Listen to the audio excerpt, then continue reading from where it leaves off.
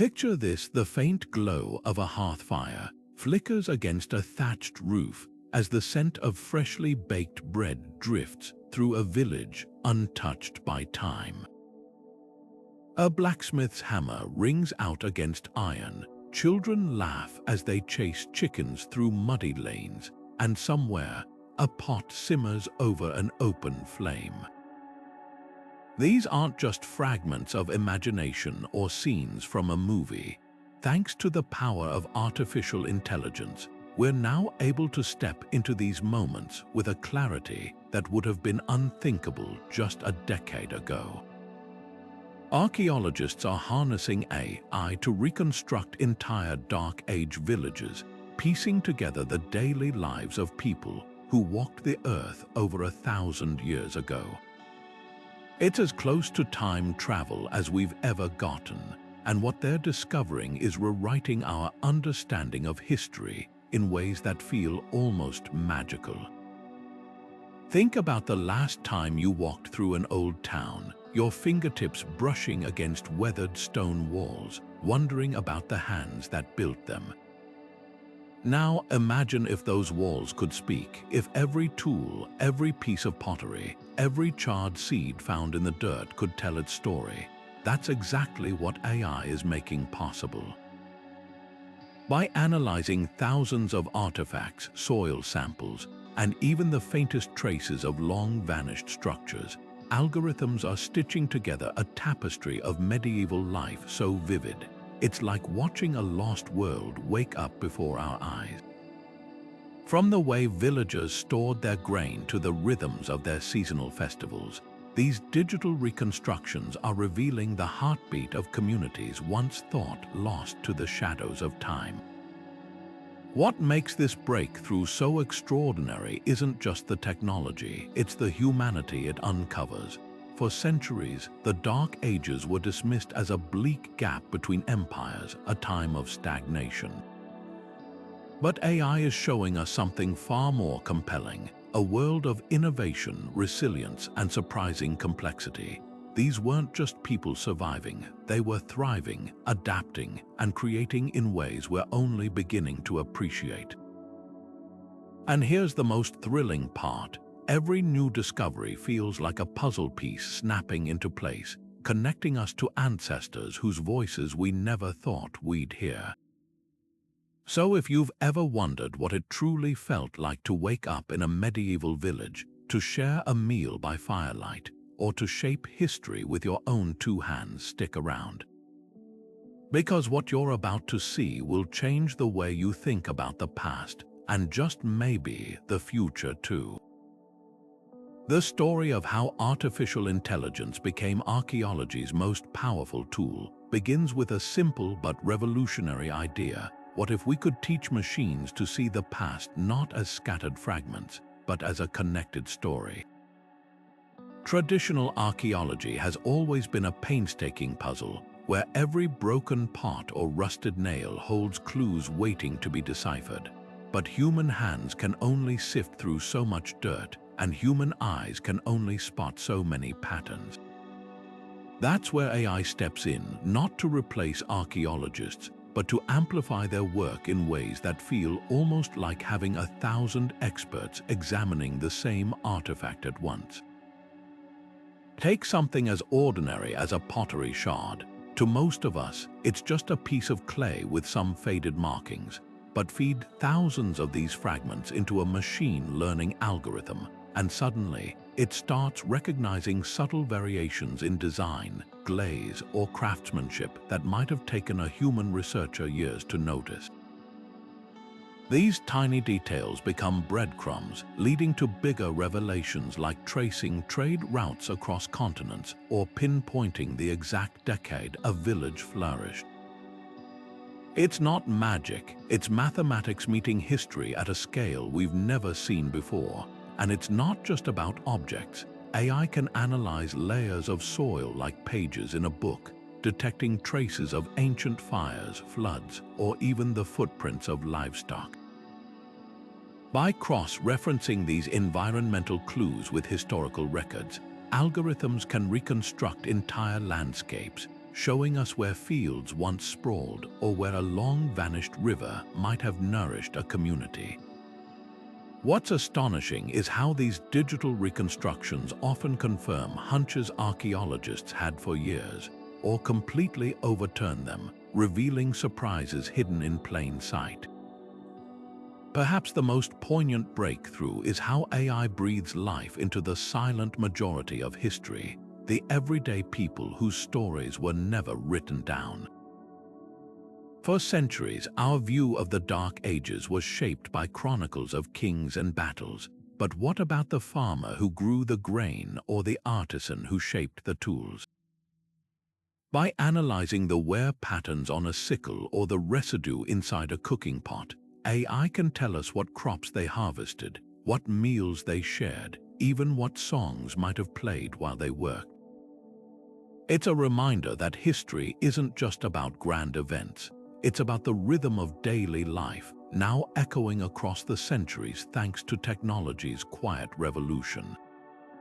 This isn't just a leap forward for archaeology, it's a transformation in how we relate to time itself. With every dataset processed and every pattern revealed, the gap between past and present narrows, letting us walk alongside people who lived, loved, and dreamed under the same sky we do today. And the most exciting part, we're only scratching the surface of what's possible. As these tools grow sharper, who knows what forgotten stories are waiting to be unearthed. Buried beneath layers of soil and centuries of silence, the remains of a Dark Age village wait patiently to tell their story. This isn't just a scattering of old stones and broken pottery. It's a frozen moment in time, preserved like a snapshot under the earth.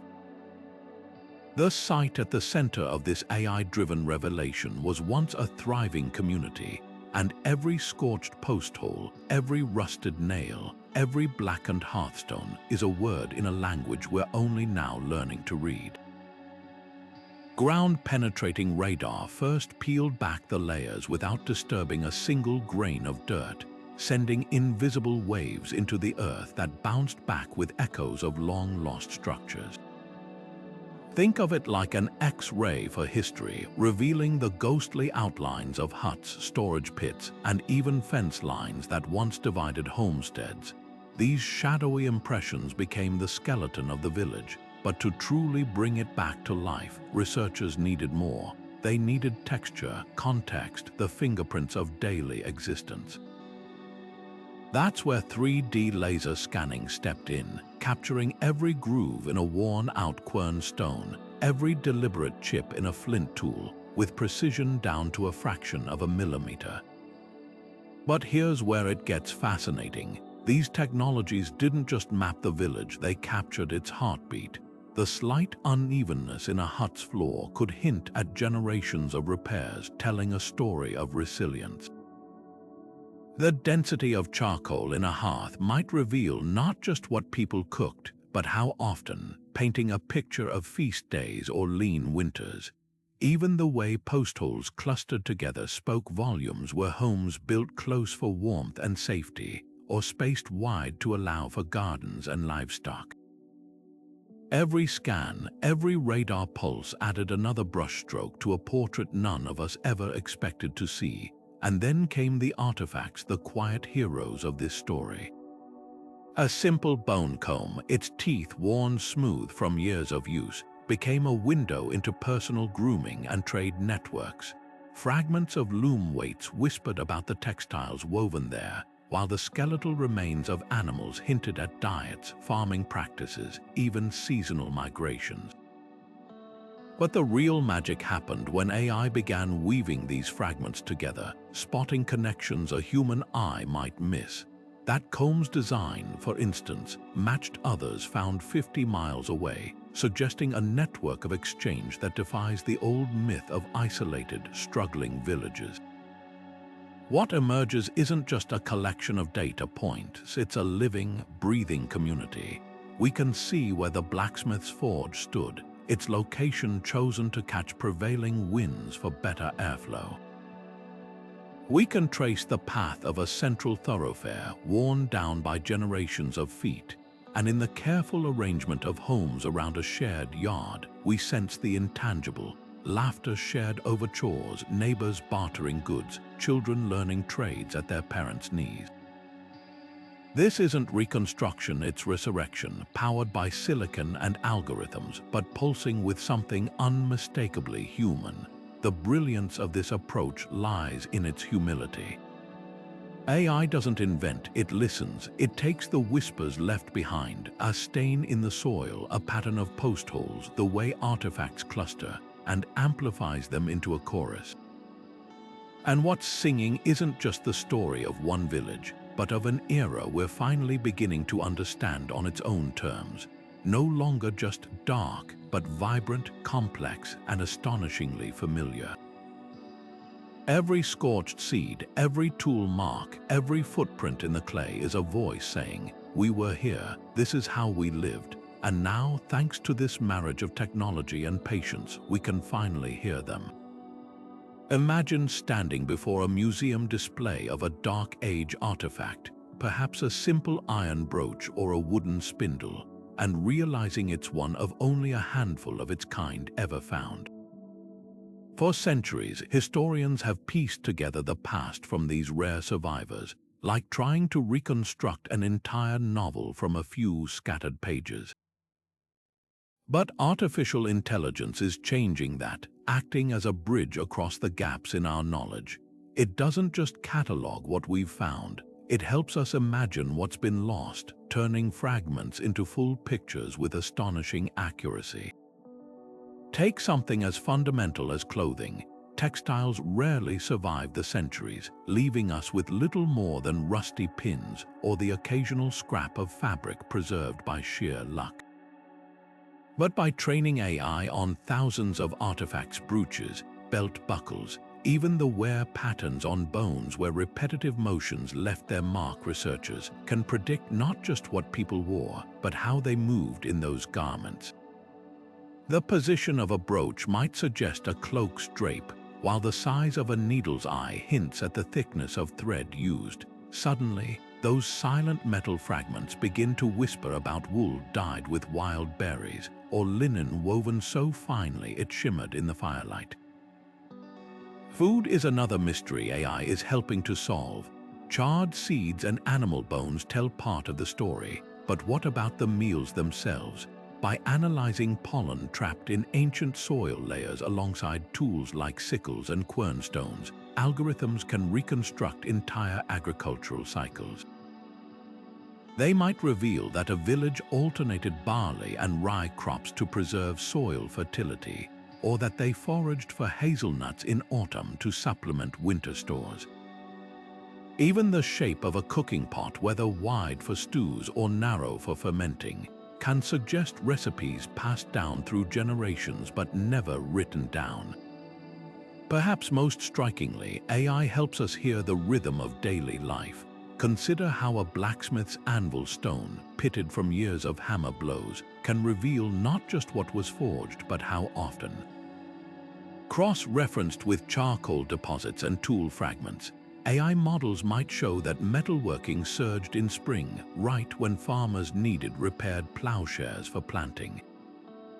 Or that weaving increased in winter when long nights were spent by the loom. These aren't just random observations, they're the heartbeat of a community, detected through patterns no human could trace alone. The process isn't guesswork, it's a dialogue between data and context. When an AI suggests a house had a thatched roof rather than wooden shingles, it's drawing on regional tree cover, tool types found nearby, even the angle of post holes that supported the structure. Each iteration tests these predictions against known facts, refining the model like a sculptor chiseling marble to reveal the form within. And sometimes the results surprise even experts. One reconstruction recently suggested that a supposedly isolated village had a dedicated guest house near its center, a feature previously linked only to much later medieval towns. Further excavation proved the AI right, uncovering evidence of travelers' belongings buried beneath the floor. what makes these reconstructions so powerful is their humility. AI doesn't claim to show us the past as it truly was, it offers us the past as it might have been, grounded in evidence but alive with possibility. Every simulation is a starting point, inviting archaeologists to ask new questions. Why did that path wind around the hill instead of over it?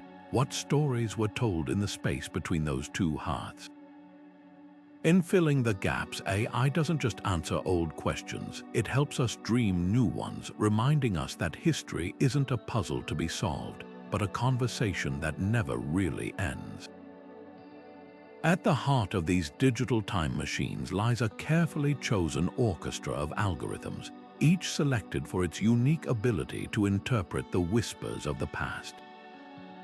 While general-purpose artificial intelligence might recognize faces or translate languages, reconstructing history demands specialized tools trained to think like archaeologists.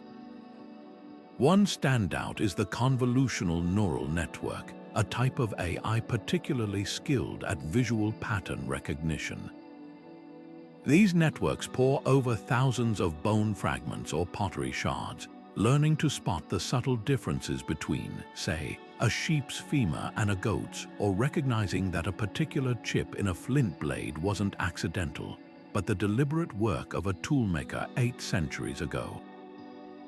But bones and artifacts are just the beginning. To reconstruct entire buildings from post holes and foundation trenches, researchers turn to generative adversarial networks, or GAN.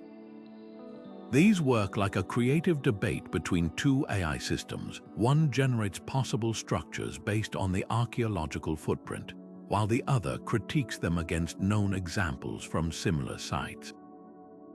Through this constant back and forth, the AI arrives at reconstructions so precise, they've been known to match medieval illustrations discovered years after the models were created. Training these algorithms requires an extraordinary library of real-world examples. Before an AI can estimate the height of a Dark Age villager from a femur, it studies thousands of skeletal remains with known measurements. To predict how a thatched roof might have sagged over time, it analyzes modern experimental archaeology projects where identical roofs were built and monitored for decades. This grounding in physical evidence is what separates historical AI from fantasy. Every digital reconstruction is tethered to actual data, with the algorithm constantly checking its work against the archaeological record. One particularly ingenious application involves recurrent neural networks analyzing layers of occupation over time. These algorithms can take a jumble of pottery styles, construction techniques, and soil layers, then sequence them into chronological order, almost like sorting a stack of mixed-up diary pages. At a site in England, this approach revealed that what appeared to be a single village was actually 3 distinct settlements built atop one another over 3 centuries, a discovery that rewrote the region's timeline. The true brilliance of these systems lies in their ability to handle uncertainty. Unlike Hollywood reconstructions that present a single definitive version of the past, archaeological AI generates probability clouds showing multiple plausible scenarios weighted by evidence.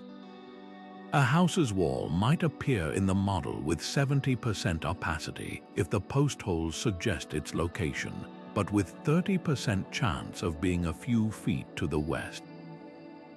This honesty about the gaps in our knowledge is what makes the technology so valuable to researchers.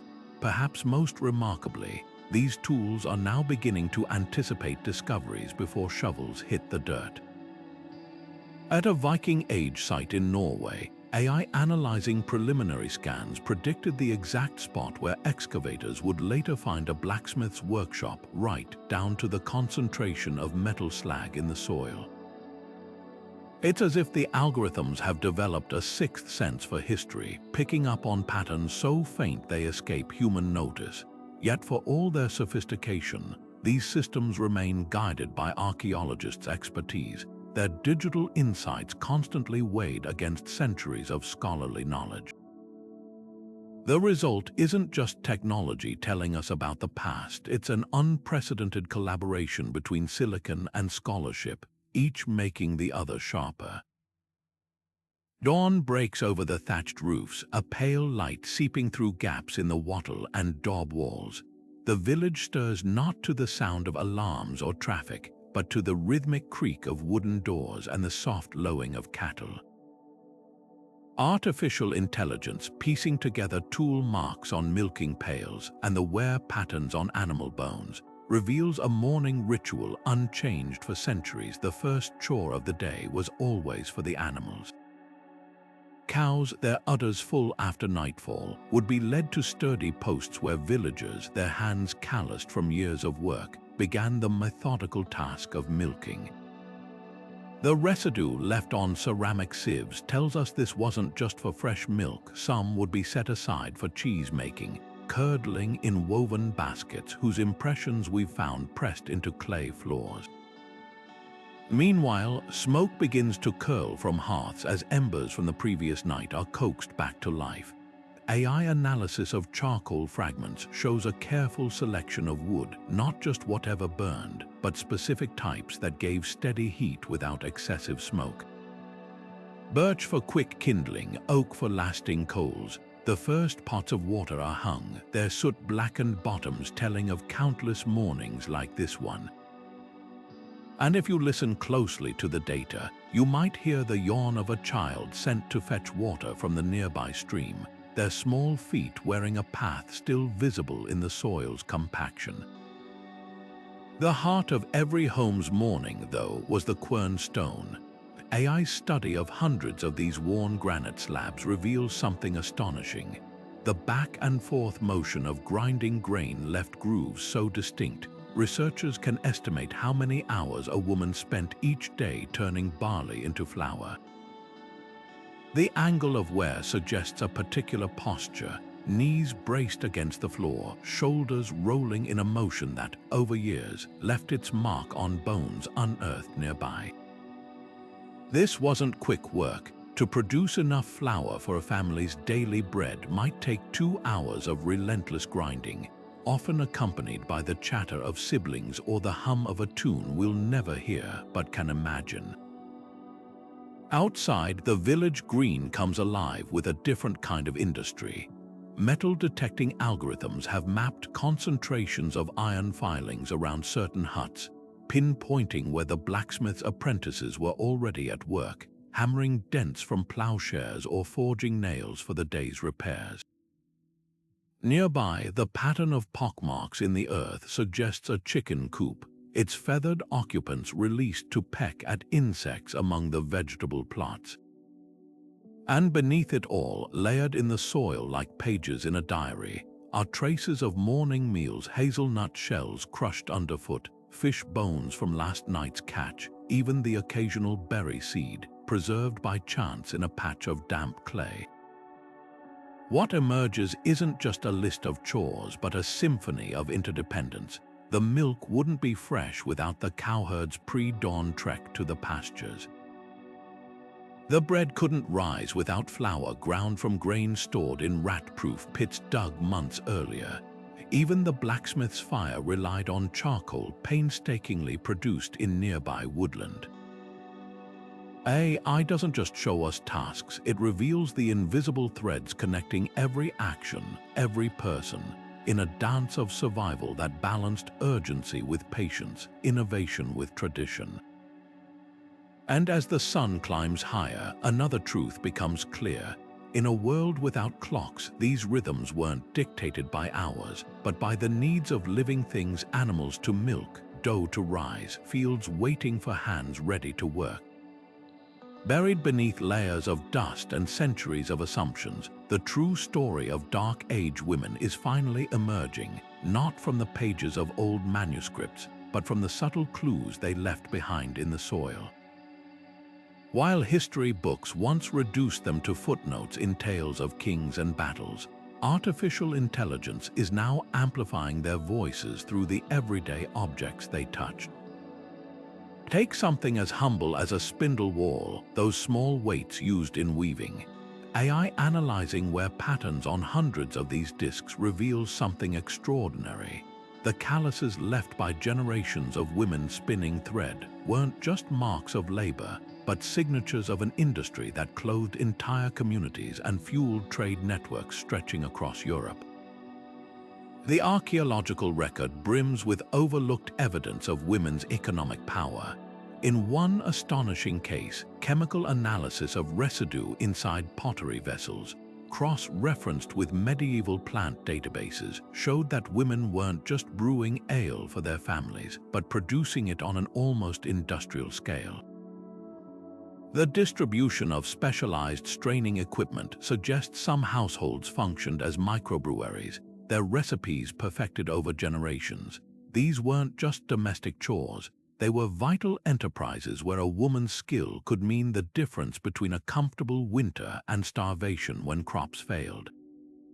Herb gardens tell another hidden story. Machine learning models trained on pollen samples and soil chemistry have mapped out intricate plots where women cultivated everything from pain-relieving willow bark to preservative herbs for meat.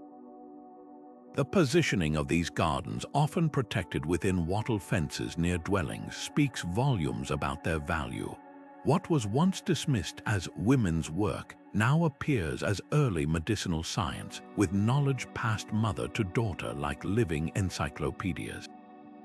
Skeletons show fewer signs of infection in villages where these gardens flourished, proving their impact went far beyond seasoning stews. Perhaps most revealing are the burial sites.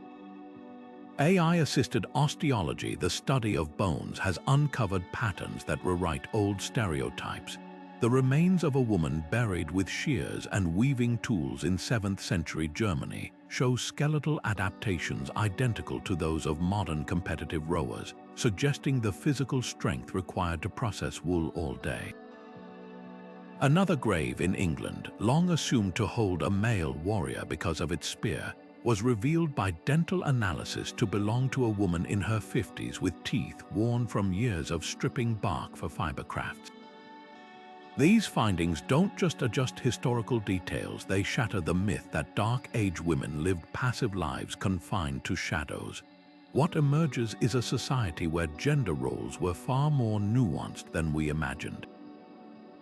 While men typically handled fields and forges, women's domains, textiles, food preservation, healing were equally specialized and economically crucial.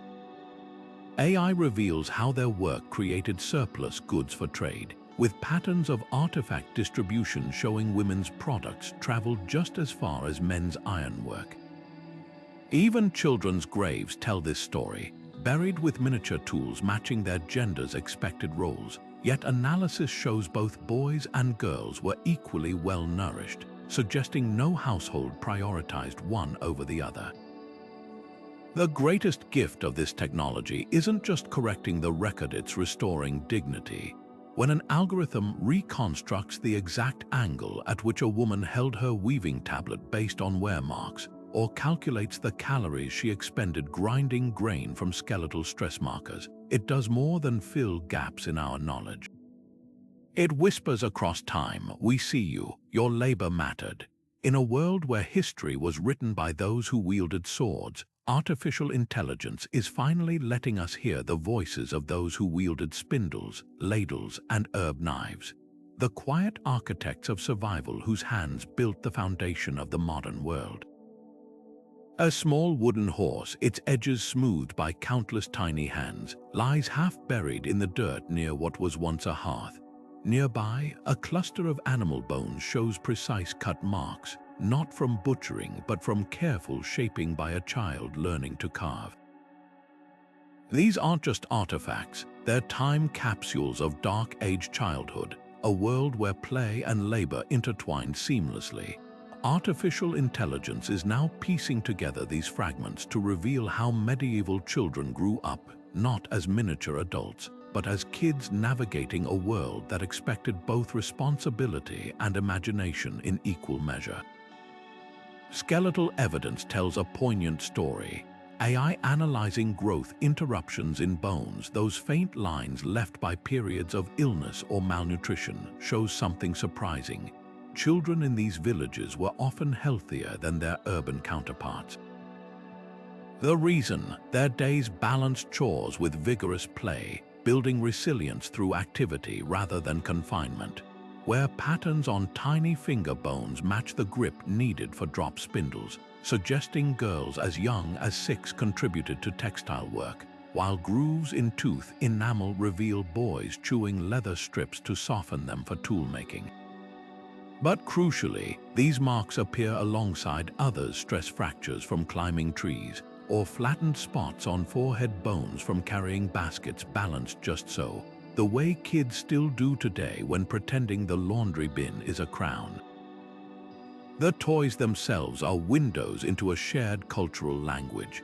Machine learning has catalogued hundreds of carved animals, dolls, and game pieces across Europe, noting how their designs cluster regionally like dialects. A wolf figurine from Germany might have exaggerated teeth, while one from France sports a curled tail details that probably mirrored local wildlife. Even more telling are the repairs: dolls with carefully reattached limbs or wooden swords worn smooth from generations of play. These weren't disposable trinkets but cherished companions in a world where every object held value. Work and play often blended seamlessly. AI mapping the distribution of small tools near village outskirts reveals training areas where children practiced herding with patient livestock.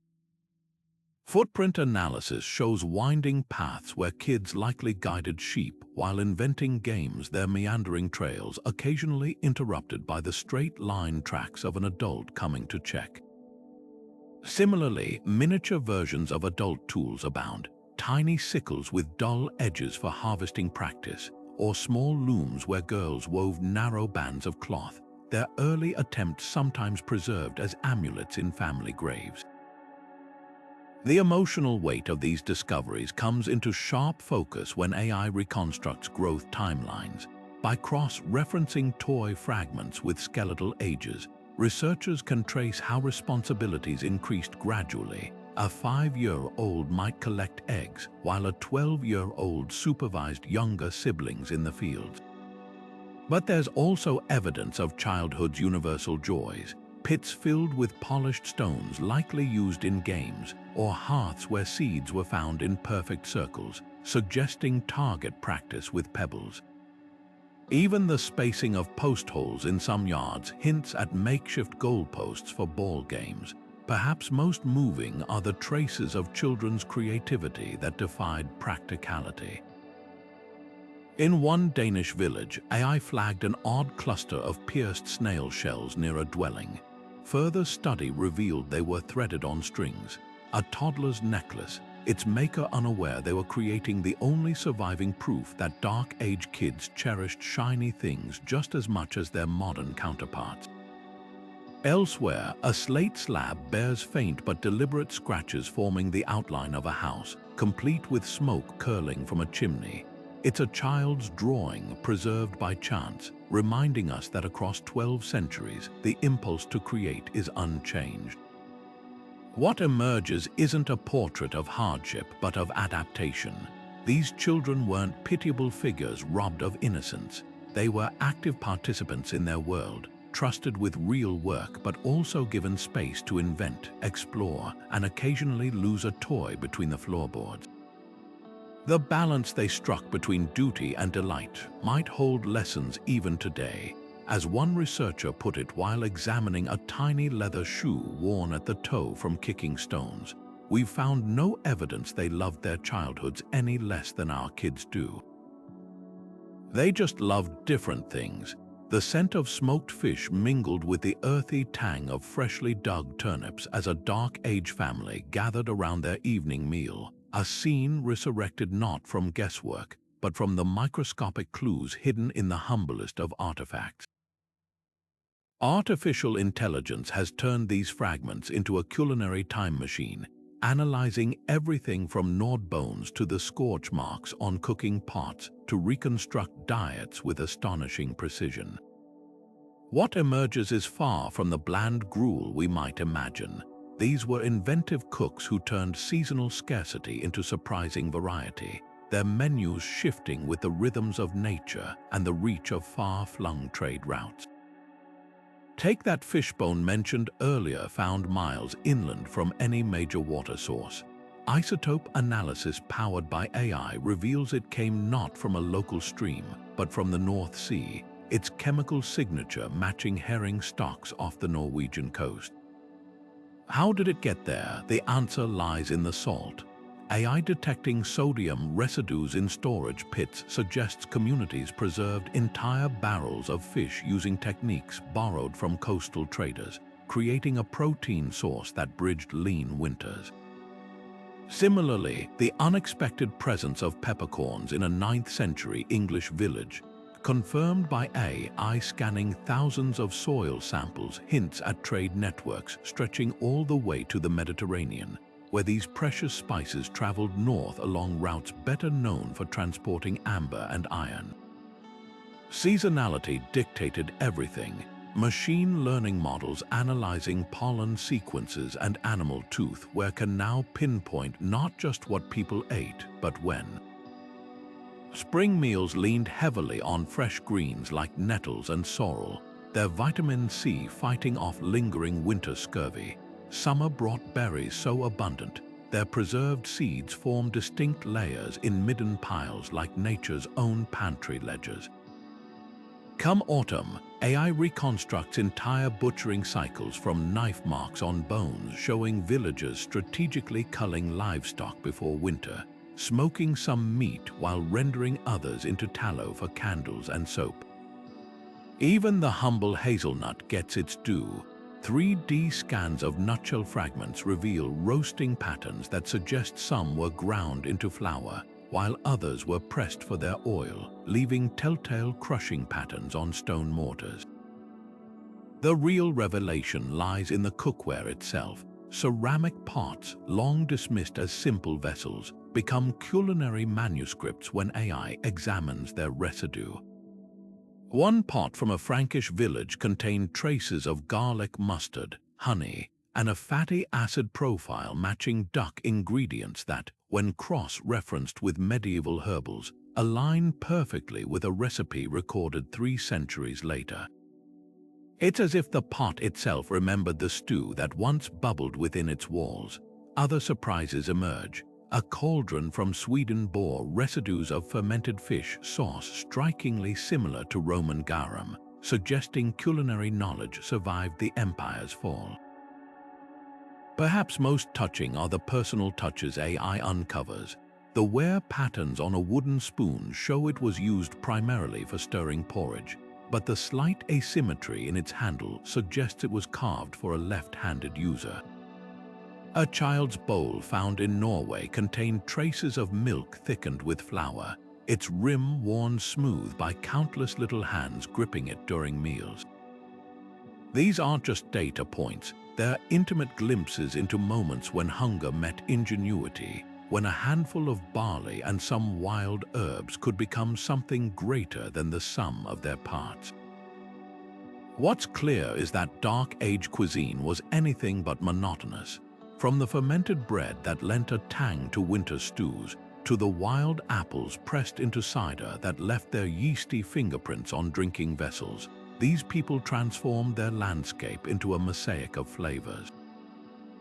And with every new algorithm trained to recognize another culinary clue, we're not just learning what they ate, we're rediscovering how they turned necessity into nourishment, and meals into moments of connection that, even across 12 centuries, still feel remarkably familiar.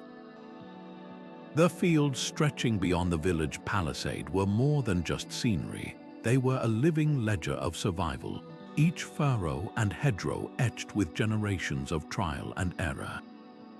Artificial intelligence is now decoding these agricultural fingerprints, transforming pollen grains no bigger than dust motes into vivid maps of how communities wrested sustenance from the land. At first glance, the evidence seems straightforward. Layers of cereal pollen in soil cores show where crops grew, while spikes in weed species hint at fallow periods. But when AI cross-references these patterns with livestock bone chemistry and tool wear marks, something remarkable emerges. A sophisticated dance between people, plants, and animals that balanced immediate needs with long-term stewardship. Take the humble rye stalk. Machine learning analyzing microscopic silica deposits on grinding stones reveals this resilient grain became dominant not by chance but by design. As climate records show worsening weather during the 9th century, villages shifted from temperamental wheat to hardier rye, a transition visible in the changing ratios of grain impressions found in pottery. But the real genius lies in what accompanied this switch. AI detecting nitrogen fixing weed species like clover in field boundaries suggests farmers weren't just reacting to climate, they were adapting with proto-crop rotations, intentionally resting plots to rebuild fertility. Even livestock played a role. Algorithms mapping manure distribution show herds were strategically penned on fallow fields, their droppings replenishing the soil years before medieval treatises would document the practice. Not every innovation succeeded. In one poignant case, AI reconstructed a village's desperate response to a series of wet summers. Pollen profiles show a sudden switch from barley to flax, a crop demanding less sun but providing fewer calories. The same soil layer contains child skeletons with enamel defects marking malnutrition, while adjacent fields bear erosion scars from ill-fated attempts to cultivate marginal land. Here, technology reveals not just practices, but their very human consequences, the heartbreak of watching seedlings rot in waterlogged fields, the hunger that followed when reserves ran low. The true masterpiece of Dark Age agriculture, however, might be its diversity. AI analyzing seed banks, those time capsules of dormant plants preserved in ditch sediments, paints a picture of astonishing variety. Beyond staple grains, villagers grew lentils for protein, poppies for oil, and woad for dye. Orchards left their mark in preserved pits from plums and apples, while hedgerows bristled with hazel rods perfect for wattling fences. This wasn't monoculture farming, but a patchwork quilt of mutually supporting crops that spread risk across seasons. When mildew attacked one species, others filled the gap, a lesson in resilience modern agriculture is only now rediscovering. Livestock patterns add another layer of sophistication. By training neural networks to recognize tooth wear from grazing versus fodder, researchers proved something revolutionary. Dark Age farmers practiced seasonal transhumance, moving animals between winter byres and summer pastures centuries before the term was coined. The proof lies in the chemistry. Sheep bones from spring slaughter show isotopic signatures of fresh meadow grass, while autumn kills reveal diets of harvested stalks, evidence of a carefully orchestrated ballet that maximized pasture recovery. Even the placement of salt licks, detected by AI scanning for sodium traces in soil, follows logical paths to prevent overgrazing. What emerges is a portrait of farmers who were anything but primitive. They read weather signs we've forgotten, bred crops for traits we're only now appreciating, and managed landscapes with a nuance that puts many modern practices to shame. When AI models their decision-making weighing soil exhaustion against hunger, or calculating how many calves could survive a harsh winter, we're not just studying agriculture. We're witnessing the birth of ecology itself, cultivated not in laboratories, but in the calloused hands of those who knew the land's rhythms by heart. Their successes fed generations, their failures preserved in the strata, now teach us how to face our own changing climate. The ringing clang of hammer on iron wasn't just background noise in a Dark Age village, it was the heartbeat of progress. Step inside the smoky glow of the blacksmith's forge, where artificial intelligence is now decoding centuries of craftsmanship from the most unassuming remnants. Those piles of slag, the glassy waste left from smelting ore, once dismissed as simple debris, are actually time capsules. AI analyzing their chemical composition can tell us not just what metals were worked, but how hot the fires burned, what fuels fed them, even the skill level of the smith based on how efficiently impurities were removed. Take something as ordinary as a nail. To the untrained eye, it's just a piece of bent metal, but machine learning algorithms comparing its shape, iron content, and forging techniques against thousands of others have uncovered something astonishing. These humble fasteners were like medieval barcodes, revealing trade networks stretching across continents. A nail found in an English village might share metallurgical fingerprints with iron from Swedish mines, its slightly higher phosphorus content suggesting it traveled with a merchant who also carried amber from the Baltic. Another, unearthed in France, bears the distinct wedge shape favored by Rhineland smiths, hinting at the migration of craftsmen along river trade routes. The tools themselves tell even richer stories. AI studying where patterns on anvils can reconstruct entire workflows. The deeper indentations on one side show where horseshoes were shaped, while shallower marks nearby suggest finer work like jewelry or lock mechanisms. In one remarkable case, algorithms analyzing the angle of hammer strikes on a collection of axe heads detected a left-handed smith's work, his tools mirroring those found 300 miles away, suggesting he'd trained under the same master as another artisan. This isn't just metalworking, it's forensic genealogy for craftsmanship. What's truly revolutionary is how AI handles the invisible trades. Textile production left few durable traces, but by cross-referencing loom weight distributions with spindle wall designs, machine learning has mapped regional weaving styles spreading along pilgrimage routes. A particular type of bone needle common in Normandy suddenly appears in Kentish villages, not because of trade, but likely because the daughters of weavers carried their mothers' techniques when marrying into new communities. These weren't just objects changing hands, they were living traditions migrating with people. The social standing of craftspeople comes into sharp focus through AI's lens. While we might picture blacksmiths as burly figures toiling in solitude, the evidence suggests something more nuanced. Smithies were often positioned near village centers, their fires kept burning late, not just for practicality, but because these were communal spaces where news traveled as fast as the sparks flying from the anvil. Tools found buried with certain smiths show exceptional quality, their graves also containing imported glass beads or rare spices, signaling their status as respected figures who traded expertise for luxury goods. Perhaps most fascinating is how AI reveals innovation in real time.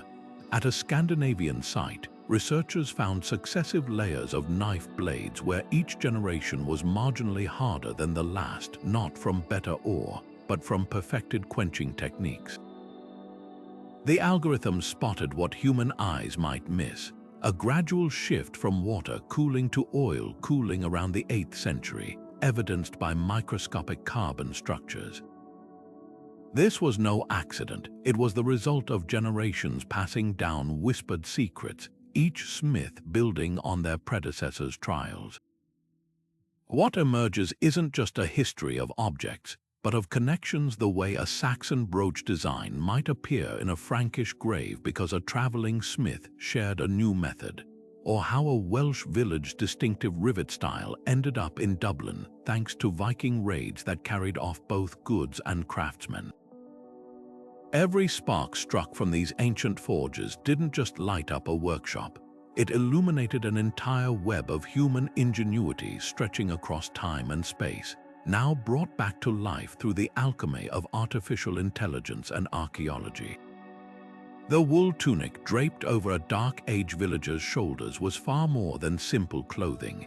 It was a marvel of engineering, a testament to skill, and sometimes a marker of identity. While fragile fabrics rarely survive the centuries, artificial intelligence has become our loom, weaving together clues from metal pins, tool marks, and even the bones of the weavers themselves to reconstruct wardrobes lost to time. Those unassuming loom weights, clay or stone discs that tensioned vertical warp threads hold secrets in their wear patterns. AI analyzing thousands of these weights can now determine not just what was woven, but how. The angle of grooves reveals whether the weaver worked standing or seated, while variations in weight distribution hint at regional techniques passed down through generations. Leather shoes tell another layered story. Machine learning studying stitch holes and crease patterns has reconstructed entire cobbling traditions. From the thick-soled boots of field workers, their soles pockmarked by gravel, to the delicate turn shoes of wealthier villagers, their seams folded inward for comfort. The real surprise, how climate shaped every stitch. In marshy regions, shoes show extra layers of waterproofed hide, while arid areas favored open sandals with woven grass insoles. Even children's footwear gets its due. AI matching tiny shoe lasts to foot bones proves these weren't just scaled-down adult designs, but carefully shaped to support growing feet. Social status whispered through every thread. Bronze brooches found in graves, when scanned by 3D modeling algorithms, show distinct patterns of wear, some polished smooth from daily use, others barely scratched, reserved for feast days. The spacing of their pin mechanisms even suggests how many layers of fabric they once held together, a subtle indicator of wealth. In one striking case, AI reconstructed a noblewoman's overdress from the corrosion patterns left where silver embroidery threads had disintegrated against her brooches, revealing floral motifs that echoed Frankish court fashions hundreds of miles away. Climate adaptation might be the most ingenious revelation. By cross-referencing textile tool distributions with pollen records, AI demonstrates how villages adjusted their clothing to shifting weather. During the colder, wetter periods of the 9th century, loom weights suddenly become heavier, a telltale sign of denser woolens being woven. Simultaneously, spindle whorls shrink in diameter, producing finer threads that could be tightly plied for water-resistant fabrics. This wasn't just craft, it was survival engineering, with generations refining their techniques against nature's whims. Perhaps most moving are the personal touches algorithms uncover. A belt buckle found in Norway bears microscopic scratches along its edge, not from wear, but from habitual fidgeting, the nervous habit of its owner preserved in metal. A child's mitten, reconstructed from the faint felting left in soil around a burial, shows an awkward darned patch, likely a parent's hurried repair. These artifacts transcend time, reminding us that behind every stitch was a person, someone who shivered in winter drafts, took pride in a well-made cloak, or simply tugged at a sleeve while lost in thought. The clothing may have vanished, but through AI's lens, the humanity woven into every fiber remains vivid as yesterday. At the edge of the village, where the tree line met cultivated land, stood a ring of weathered stones, not a fortress or storage pit, but something far more powerful, a sacred space where the living communed with the unseen. Artificial intelligence is now peeling back layers of time to reveal how these spiritual hubs pulsed at the heart of Dark Age life. By mapping the precise arrangement of post holes and offering pits, algorithms detect patterns invisible to the naked eye, like how certain burial mounds align with solstice sunrises, or why clusters of animal bones always face east near freshwater springs. These weren't random placements, they were silent prayers etched into the landscape. Burial sites serve as particularly eloquent witnesses. Machine learning analyzing grave goods across hundreds of sites has uncovered a profound intimacy in death rituals. A child laid to rest with a carefully carved wooden bird, might seem like a simple gesture until AI cross-references it with pollen traces showing the grave was lined with chamomile, a herb medieval texts later associate with sleep and protection. Nearby, an elderly woman's burial contains seeds from hallucinogenic plants, her bones showing signs of a healed fracture that would have caused chronic pain. The algorithm connects these dots. She may have been a healer, sent into the afterlife with the very herbs that eased others' suffering. Seasonal festivals come alive through unexpected clues. Soil analysis in communal spaces reveals alternating layers of ash and crushed bone, not from warfare, but from feasting. AI reconstructs the rhythm. Spring sacrifices of young livestock coincide with planting songs preserved in later manuscripts, while autumn bonfires left phosphorus-rich circles where grains were likely cast as offerings. The placement of these fire pits isn't arbitrary either. They cluster near boundary markers, suggesting rituals that literally and symbolically reinforced the village's borders. The architecture of belief emerges in subtle details. Neural networks studying post-hole distributions in meeting halls detect recurring ratios, some spaces built to exact multiples of local measurement units, others oriented to frame the full moon through doorways during harvest months. Even domestic spaces held sacred geometry. Hearths positioned so smoke would curl toward carved protective symbols on roof beams, a practice verified by soot patterns matching wind direction data.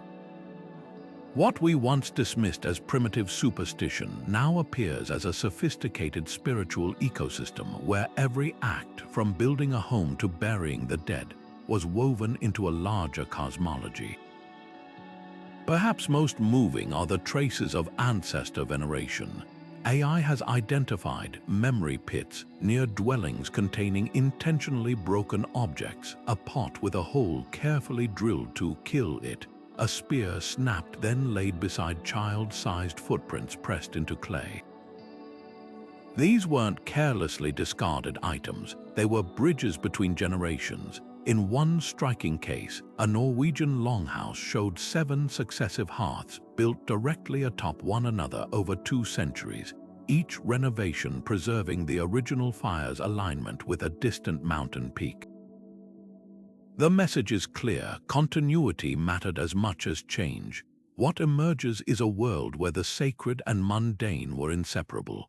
A blacksmith might forge a plowshare by day and carve protective runes into its handle by firelight. Harvest dances doubled as crop blessings, their steps echoing in the wear patterns of festival ground soil. Through AI's lens, we're not just observing rituals, we're witnessing how belief shaped survival itself, turning fear of drought into rain chants, grief into memorial feasts, and the unknown into stories etched in the very bones of the land. These villagers didn't just live in their world, they conversed with it, honoring forces seen and unseen in ways that still resonate where their stones stand silent under the moon. The sharpened tip of a spearhead, its edges still gleaming where it was hastily buried, tells a story no chronicle ever recorded. Beneath the peaceful routines of daily life, the grinding of grain, the mending of fishing nets, lay an undercurrent of readiness. Artificial intelligence sifting through weapon fragments and fortification, Remnants reveals a world where danger was never more than a rumor away, where every village balanced the rhythm of seasons with the shadow of potential conflict. Those stout wooden palisades encircling settlements weren't just property markers. Their post holes, analyzed by machine learning algorithms, show deliberate spacing designed to repel climbers, while the angles of excavated ditches suggest they were dug just deep enough to slow attackers without sacrificing a clear line of sight for defenders. Skeletal remains offer the most intimate testimony. AI-assisted trauma analysis uncovers patterns that written records might soften or ignore: a farmer's forearm bone bearing a healed fracture consistent with deflecting a blade, or the skull of a teenager with a depression fracture from a sling stone, healed just enough to suggest they survived the initial attack only to succumb to infection weeks later. These aren't battlefields of kings and armies, they're snapshots of personal survival, where violence came suddenly and left scars both physical and communal. Yet defense wasn't just about weapons or walls. It was woven into the fabric of daily ingenuity. Hidden storage pits, their locations mapped by AI detecting subtle soil density variations, reveal how communities safeguarded harvest. Some grain caches were buried beneath hearths, others concealed in false riverbanks, their existence known only to a trusted few. Even livestock management adapted to threat. Tooth wear on sheep and cattle from certain periods shows they were kept closer to dwellings, their movements restricted compared to more peaceful eras when they grazed freely in distant pastures. The artifacts of conflict often carry quiet irony. A beautifully crafted spearhead found in an Irish bog bears notches along its shaft not from combat, but from being sharpened repeatedly over years of disuse. Its owner likely practiced with it season after season, preparing for a raid that never came. Nearby, a child's leather shoe was found stuffed with straw near a palisade, perhaps placed there as part of a protective ritual. These objects speak of a tension between normalcy and vigilance, where life continued even as hands stayed near tools that could double as weapons. What emerges isn't a portrait of relentless warfare, but of calculated resilience. AI reconstructing attack patterns from weapon trauma and settlement layouts shows most raids targeted resources, not conquest. A few cattle taken, stores of grain looted, then a quick retreat. Defenses evolved accordingly. Watchtowers positioned to spot movement along trade routes rather than military columns, and alliances between villages confirmed not by treaties but by the exchange of identical arrowhead designs, a silent agreement to recognize friend from foe. The greatest insight lies in what didn't happen. Despite the occasional trauma etched in bones, most villages showed generations of continuous occupation, proof that preparedness usually worked. Those layers of repaired palisades, those hidden caches resealed season after season, they weren't signs of despair but of determination. When violence came, it was met not just with force, but with the quiet defiance of people who refused to let fear dictate how they lived. The true fortress wasn't the wall, it was the community that stood behind it. Beneath the worn wooden floor of a healer's hut, a scatter of dried yarrow leaves and willow bark tells a story science is only now beginning to decode. These weren't just random weeds, they were a dark age pharmacy, carefully harvested and administered with knowledge passed down through generations. Artificial intelligence is now reconstructing this lost medical wisdom by cross-referencing thousands of plant remnants with skeletal evidence, revealing a world where herbal remedies and ritual coexisted with surprising efficacy.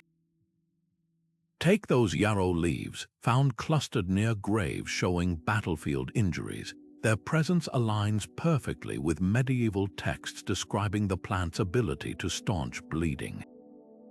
But it's the AI-discovered details that astonish. Pollen analysis shows healers preferentially gathered female yarrow plants, which modern botany confirms contain higher concentrations of healing compounds. Skeletons become medical records when algorithms examine them. A woman buried in 7th century Kent displays bone lesions characteristic of chronic pain, yet her teeth show no wear from grinding, a clue she likely received consistent pain relief. Nearby soil samples reveal traces of poppy seeds and henbane, plants known for their analgesic properties. Even more telling, the positioning of these remains, often near village centers, suggests healers held respected roles, their treatments effective enough to keep patients active for years despite serious conditions. But not all interventions were gentle. AI has identified dozens of skulls bearing the precise circular marks of trepanation. the ancient practice of drilling holes to relieve pressure or release evil spirits. What's shocking isn't just the prevalence of these procedures, but their success rates. Machine learning analyzing bone regrowth around the openings suggests over half of patients survived, some for decades, with skull walls showing smooth healing. One particularly poignant case in Germany reveals a man who underwent the operation twice, living years between procedures, his bones telling a story of resilience and a healer's skilled hand. The real breakthrough comes when AI connects treatment to outcome. By mapping herb residues in graves against skeletal pathologies, patterns emerge.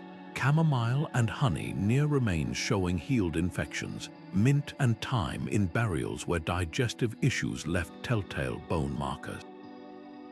Some remedies border on prescient. A child's grave with lung damage from smoke inhalation contained remnants of licorice root, still used today in cough syrups for its anti-inflammatory properties. Other practices walk the line between medicine and magic. Burials with arthritis often include foxglove seeds, their cardiac glycosides potentially easing joint pain, but also carrying lethal risks if dosage was miscalculated. What emerges is a medical system far more nuanced than herbs and superstition. These healers were keen observers who recognized foxglove's dual nature, used moldy bread on wounds centuries before penicillin, and even practiced primitive dentistry. AI has identified teeth with carefully drilled holes to drain abscesses, some packed with antiseptic B. propolis. Their successes weren't accidental, but born from generations of trial, observation, and an intimate knowledge of their environment's healing gifts. When a broken leg healed straight or a fever broke, it wasn't just luck. It was the accumulated wisdom of people who turned meadows into medicine cabinets and whose legacy still whispers through the soil today. The outline of a chieftain's longhouse looms large in the digital reconstruction, not just in physical size, but in what its dimensions reveal about the invisible architecture of power. Artificial intelligence measuring post-hole spacing and floor areas across dozens of Dark Age villages detects a consistent pattern. The largest dwellings weren't merely homes but stages for social theater. These structures, often positioned at visual focal points near communal grounds, averaged 3 times the square footage of a craftsman's workshop and 6 times that of a laborer's hut. But it's the distribution of space that speaks volumes.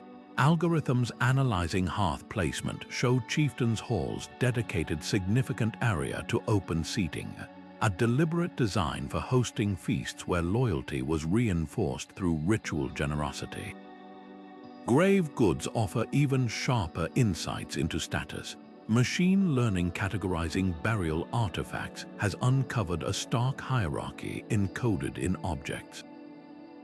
A high-status warrior's grave might contain an intricately patterned sword, its blade composition matching rare imported steel, while a farmer's burial nearby holds only a simple iron knife, yet both weapons bear identical wear patterns from daily use.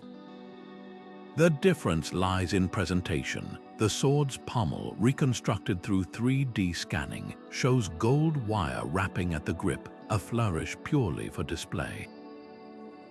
AI even detects subtle biases in preservation. Elite graves were often dug deeper in more stable soil, their contents surviving centuries longer than poorer burials near eroding riverbanks.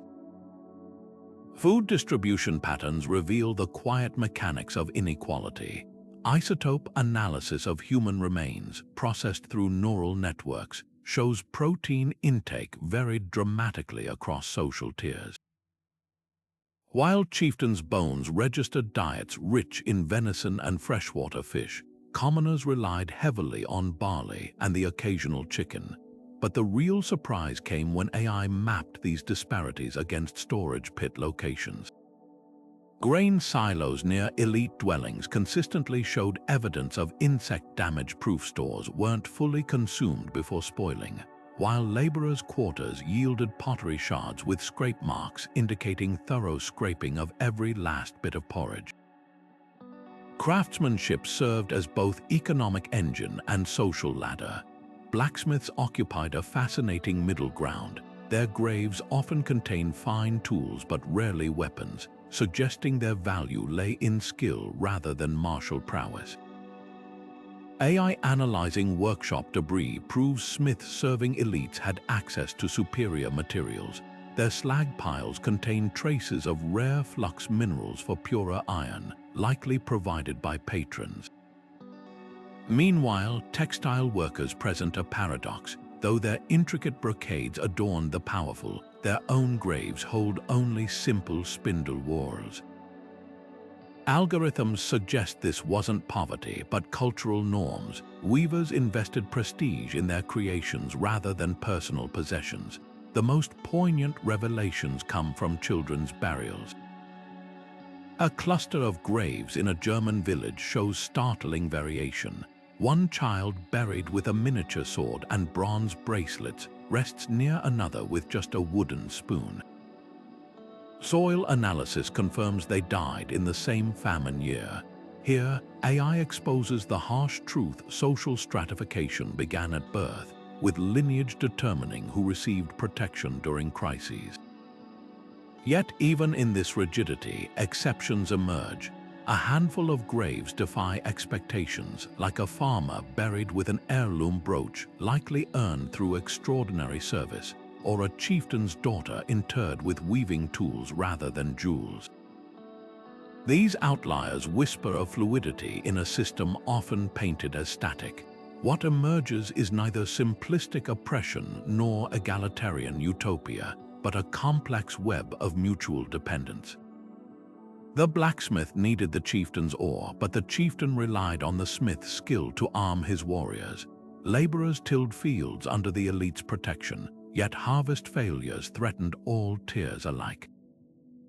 AI doesn't just map hierarchy, it reveals the unspoken contracts that bound communities together through feast and famine, where status brought privilege but also immense responsibility to redistribute wealth in lean times. The past becomes a mirror reflecting societies forever, balancing the tension between ambition and collective survival. The position of a single standing stone at the village's edge might seem random until artificial intelligence maps its shadow at dawn across the turning year. On the spring equinox, that elongated silhouette pierces straight through the center of a ceremonial post-hole cluster, while the winter solstice sunset aligns perfectly with a notch in the distant hills. These weren't accidental arrangements, they were a civilization's calendar carved into the earth itself. AI reconstructing these celestial markers reveals how Dark Age villagers measured time not in days, but in the dance of light and landscape, their survival hinging on precision we'd struggle to match without modern tools. Deep in the soil, another timekeeping system whispers, machine learning analyzing pollen sequences from ditches and storage pits detects something extraordinary. The villagers didn't just react to seasons, they anticipated them with meticulous preparation. Layers of early blooming hazel pollen appear beneath grain storage pits, proving harvests were timed to coincide with this critical protein source ripening. Elsewhere, the sudden abundance of ribwort plantain pollen in certain strata signals something equally clever. This hardy weed only flowers when soil is disturbed, marking the exact weeks when fields were turned for planting. The land itself became a living almanac, its rhythms memorized through generations of observation. Festivals emerge from the most unexpected evidence. A dense concentration of goose bones in midwinter layers, all from left wings, points to coordinated feasting, likely the precursor to Christmas traditions. AI cross-referencing these finds with later medieval texts suggests villagers celebrated Mother Night around the winter solstice, lighting bonfires whose charcoal remnants form distinct circular patterns in excavation sites. Summer brought its own rituals. Neural networks analyzing where patterns on bronze cauldrons show scorch marks concentrated on their bases during June, hinting at midsummer mead boiled with honey harvested precisely when linden trees bloomed. The true genius lies in how these cycles interconnected. AI modeling micro-erosion on quern stones proves grain grinding peaked in autumn, yet soil chemistry shows manure was spread in spring. The missing link, lunar cycles, carvings on wooden calendar sticks, when analyzed algorithmically, match phases where moonlight would have allowed night fieldwork after day-long harvesting. Even children's games played a role. The distribution of carved wooden tops clusters near autumn settlements, their spin patterns wearing grooves that, when mapped, align with spindle whorl rotations from the same period. Play wasn't just leisure, it was stealth education for hands that would soon twist flax into winter thread. What appears to modern eyes as superstition reveals itself as sophisticated environmental science. Those odd bundles of mistletoe buried in house walls, AI links their placement to years when tree ring data shows poor acorn harvests. The parasitic plant was likely a backup fodder. The sudden appearance of rowan berries in cesspit samples during certain decades corresponds with periods of increased intestinal parasites in skeletal remains, suggesting medicinal knowledge passed as rhyme or ritual. Every custom, every marking served as a node in a vast network of ecological wisdom, where noticing when the swallows fledged could mean the difference between full bellies and famine. The greatest lesson this digital time travel offers isn't about the past, but about ourselves. In an era of climate uncertainty, these villagers' ability to read subtle shifts, tracking which birds nested earlier, which mushrooms fruited later, feels eerily prescient. Their calendar didn't just mark time, it was a conversation with the living world, one we're only now relearning to hear through the static of modern life. As algorithms decode these ancient patterns, they're not just reconstructing festivals or planting dates, they're recovering a language of survival written in blossom times, bird migrations, and the angle of shadows on standing stones. A language we may need to speak again sooner than we think. The post holes left behind by a Dark Age home tell a story of ingenuity written in the earth, each depression marking where oak beams once stood, their spacing revealing not just the size of a dwelling, but the very rhythm of the lives sheltered within. Artificial intelligence analyzing these subtle patterns has reconstructed homes where families ate, slept, and weathered storms under roofs thatched with reeds from nearby marshes. The walls, woven from flexible hazel rods and packed with a sticky mix of clay, dung, and straw, weren't just barriers against the wind. They were living, breathing structures that shifted slightly with the seasons, their wattle and daub construction flexing to withstand gales that might topple rigid stone. Step inside one of these homes, and the first thing you'd notice is the smoke not billowing chaotically, but curling upward in a deliberate dance. AI mapping soot patterns on recovered daub fragments shows how cleverly these spaces were designed. The central hearth, always positioned slightly off-center, created a convection current that drew fumes toward a small smoke hole, while leaving the sleeping platforms along the walls relatively clear. The floor, hardened by generations of feet, bears witness to daily routines. A deeply worn path leads from the doorway to the cooking area, while a smoother, less trafficked patch near the back suggests where wool was spun or stories were told. Even the slight slope of the floor, detected by algorithms analyzing post-hole depths, served a purpose. It guided rainwater that seeped under the door back outside, a simple but effective drainage system. Cramped by modern standards, these single-room dwellings were masterclasses in multifunctional living.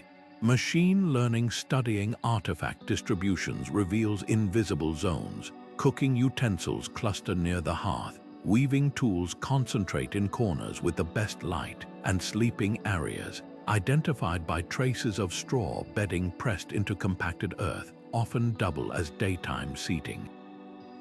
The walls themselves were part of the workflow. Embedded pegs held everything from drying herbs to leather satchels, while shelves carved into supporting posts displayed prized possessions like decorated combs or a child's first carved toy. The real surprise lies in how these homes adapted to family life. AI cross-referencing floorware with burial data suggests households averaged 5 to 7 members, yet the space never felt claustrophobic.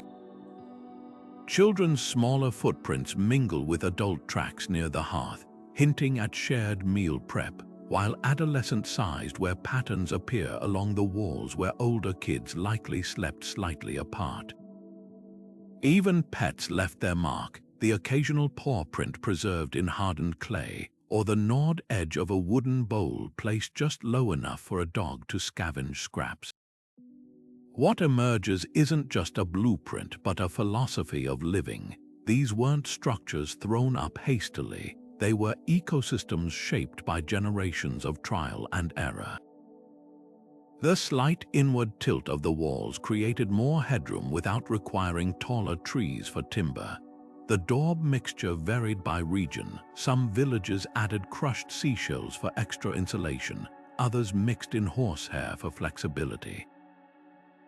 Every choice, from the angle of the roof to the placement of the door facing away from prevailing winds, spoke of a deep understanding of place and materials. When the winter storms howled outside, these homes didn't just provide shelter, they hummed with warmth, crowded with the smells of stew and wet wool, alive with the murmur of voices sharing the day's news. The past feels almost touchable when you realize the same floor that supported their feet still lies beneath our feet today, separated only by time and a few thin layers of soil. A single glass bead, its cobalt blue surface worn smooth from centuries in the earth, holds clues to a truth that reshapes our entire understanding of the Dark Ages. No village was an island. Artificial intelligence tracing the chemical fingerprints of such artifacts has uncovered trade routes stretching farther than we ever imagined, connecting thatched roof hamlets to the wider world in ways that rewrite history.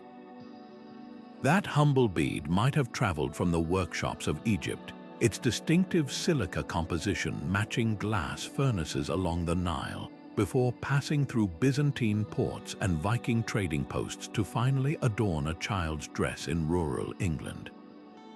This isn't just about objects changing hands, it's evidence of a medieval globalization, where even remote communities were threads in a vast and vibrant tapestry of exchange.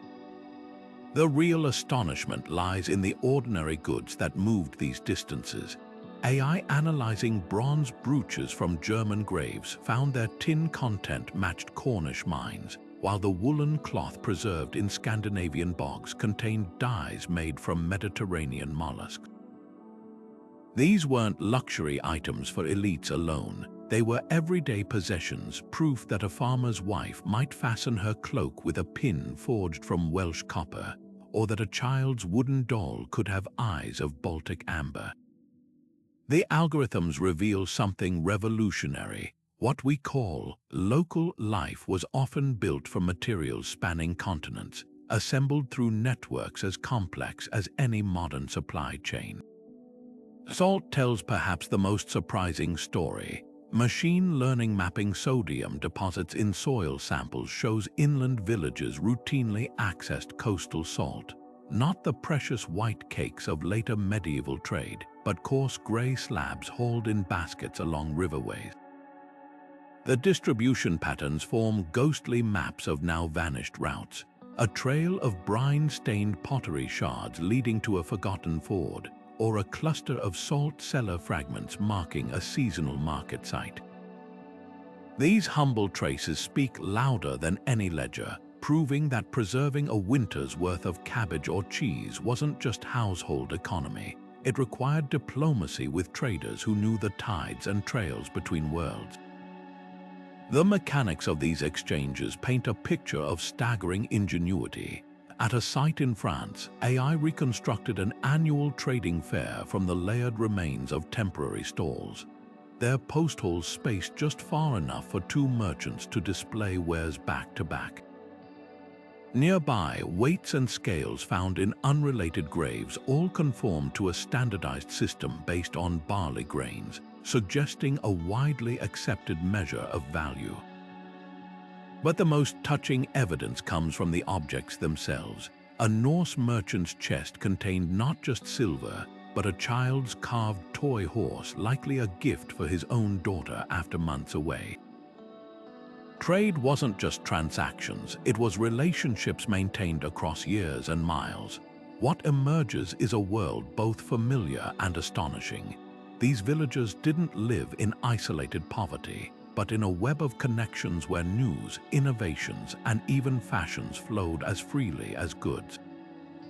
A fashion for spiral arm rings might sweep from Ireland to Poland in a generation, while a new strain of wheat traveled with migrants along kinship routes. The distances involved dwarf anything we assumed possible. AI has traced the movement of quern stones from volcanic quarries in Germany to Scottish islands, each mile covered by human hands and patient oxen. Yet for all this movement, the trade wasn't random. It followed invisible rules of trust and reciprocity that algorithms are only now decoding. When a peddler received hospitality for the night, he might leave a few needles or a block of salt as thanks, not payment, but a promise to meet again when the paths thawed. The greatest revelation isn't the scale of trade, but its intimacy. That glass bead in an English field didn't get there through faceless markets, it passed hand to hand, each transfer sealed by a look, a handshake, perhaps a shared meal. The carbonized remains of figs in a Danish chieftain's hall weren't just imports, they were tokens of alliances stretching to the Mediterranean sun. These connections didn't just move goods, they carried ideas, curing techniques, and sometimes warnings when the rumble of hooves echoed from beyond the horizon. The Dark Ages weren't dark because people lived in isolation. They were vibrant precisely because no one ever truly lived alone. The rune carved into the side of a well-worn bone comb seems simple at first glance, just a single character etched by an idle hand. But when artificial intelligence compares this marking to thousands of others across Scandinavia and England, patterns emerge that speak volumes. That casual scribble wasn't random. It matched regional variations in rune shapes used for personal identification, like a medieval signature declaring, "This is mine." Across Dark Age Europe, writing wasn't confined to grand monuments or legal decrees. It was woven into the fabric of daily life, from the owner's marks on wooden bowls to the protective charms scratched onto door frames. AI's analysis of these humble inscriptions reveals a society far more literate than we ever imagined, where even farmers and crafters participated in a shared written culture. The tools themselves tell a story of knowledge transmission. Machine learning studying where patterns on style, those pointed instruments used for carving runes into wood or wax, detect something remarkable.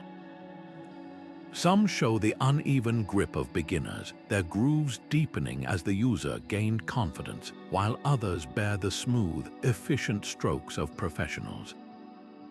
At a Danish site, AI even reconstructed a training sequence, a master's perfectly angled runes followed by a child's shaky attempts on the same piece of bone, the material chosen precisely because its softness forgave errors. This wasn't scribble elite guarding secret knowledge. It was intergenerational learning happening by firelight, where a parent might pause mending a net to show a child how to spell their name. Oral tradition takes on new dimensions when algorithms analyze the physicality of storytelling. The wear on a Scops harp peg matches rhythmic patterns in Old English poetry, suggesting performers used the instrument's tension to pace alliterative verses. Similarly, the acoustics of reconstructed mead halls modeled from post-hall layouts show how certain vowel sounds would have resonated during epic recitations. AI even detects subtle adaptations in regional saga manuscripts, where scribes adjusted phrasing to accommodate local dialects while maintaining meter, proving these weren't frozen texts but living performances committed to parchment. Law codes offer perhaps the most surprising evidence of widespread literacy. Neural networks comparing legal inscriptions across regions show consistent formatting clauses separated by distinctive punctuation, key terms emphasized with repeated runes. These weren't just proclamations for the elite. Their visual structure suggests they were designed for public reading and memorization. In Gotland, a set of bylaws carved into a standing stone alternates between formal prose and crude mnemonics, as if accommodating both fluent readers and those who needed rhythmic cues to recall the rules. The message is clear: justice depended on communal understanding, and writing served as its anchor. Personal artifacts reveal the emotional weight of these symbols. A woman's grave in Sweden contained a spindle whorl inscribed with a protective rune, not just decoration, but a whispered prayer for steady hands during long winter nights of spinning. Elsewhere, a trading weight bears both its official measure and a hidden love charm, the runes tucked where only the owner would feel them during transactions. Even children participated. Gaming pieces from a Norwegian farmstead show progressively neater runes as the same hand practiced over years, turning play into stealth education. What emerges is a culture that saw writing as neither mysterious nor mundane, but as practical magic, a way to fix memory in wood and stone, to mark identity on possessions and dwellings, to weave spells of protection and love into the objects of everyday life. The rune masters weren't distant figures in smoky halls. They were neighbors teaching the next generation how to carve a will into a peg, or a traveler reading aloud a boundary stone to settle a dispute. In these grooves and scratches, AI doesn't just reconstruct literacy rates, it uncovers a world view where the spoken and written word dance together, each giving power and permanence to the other. The haunting notes of a bone flute, its delicate finger holes worn smooth by generations of musicians, drift across the reconstructed village, a melody lost for 12 centuries, now resurrected by artificial intelligence. This isn't guesswork, it's sonic archaeology, where algorithms analyze the acoustics of excavated instruments to recreate the very songs that once echoed through smoky halls. That flute, carved from a swan's wing bone, produces a scale eerily similar to medieval modes still used in folk music today, suggesting an unbroken thread of musical tradition stretching back further than we ever knew. But the real magic lies in the imperfections, the slight warble in tone where the maker adjusted whole spacing to compensate for the bone's natural curve. These weren't just noisemakers, they were precision tools for joy, crafted with the same care as any plow or sword. Feast nights transformed these villages into vibrant theaters of sound and story. AI piecing together fragments of animal skin drums found in graves detects something extraordinary. The wear patterns on their surfaces form distinct concentric circles, matching the strike zones of traditional rhythms still played in parts of rural Europe. When paired with reconstructed lyre fragments, whose string tension algorithms calculate based on bridge angles, a musical landscape emerges, driving percussion under melodies that soared and dipped like swallows at dusk. The residue inside drinking horns tells us these performances weren't sober affairs. Traces of fermented honey and bog myrtle suggest a potent mead that likely loosened both tongues and dancing feet. Storytelling wasn't mere entertainment, it was the living library of a people. Machine learning analyzing the acoustics of reconstructed longhouses reveals how voice and instrument intertwined. The optimal seating areas for hearing a Scop's epic verses align perfectly with hearth smoke patterns, suggesting performers used the flickering firelight as dramatic accompaniment. Even the surviving poetry itself, when fed into language models, shows deliberate pacing techniques, alliterative phrases clustered around key plot points, creating mnemonic hooks for both teller and audience. A warrior's grave containing a beautifully carved harp peg near his sword hints at dual identities. These weren't just fighters, but keepers of stories that defined their world. Children's games doubled as stealth musical education. AI cataloging small bone whistles found near dwelling entrances notices their pitches match bird calls common to each region, likely training tools for mimicking avian signals during hunts. Similarly, clusters of smooth pebbles in certain graves, when scanned for microwear, show patterns consistent with rhythmic shaking, suggesting early versions of the stone clacker, instruments still used in Baltic folk traditions. The line between work and play blurred beautifully. A shepherd's crook might double as a percussion stick, its end worn from tapping out grazing songs to calm restless flocks. The most poignant discoveries come from silence. In a Norwegian burial, a young woman rests with a lap harp across her chest, its 6 string holes empty but for a single strand of gut fiber preserved by chance. Spectroscopy reveals this was no ordinary string. It bore traces of beeswax and copper particles, likely treated to produce a brighter tone. The algorithm reconstructing its sound paints a vivid picture, a clear, ringing note that would have cut through feast hall laughter, perhaps accompanying verses of lost love or heroic deeds. Nearby, a child's grave yields a tiny clay rattle shaped like a bird, its pebbles still nestled inside, a lullaby frozen in time, waiting 1,200 years to be heard again. What emerges isn't just a collection of noises, but a philosophy of sound. These communities understood music as vital as bread, not decoration, but the glue binding generations. A harvest song's rhythm matched the swing of scythes. Spindles were harmonized with the hum of a mother's spinning song.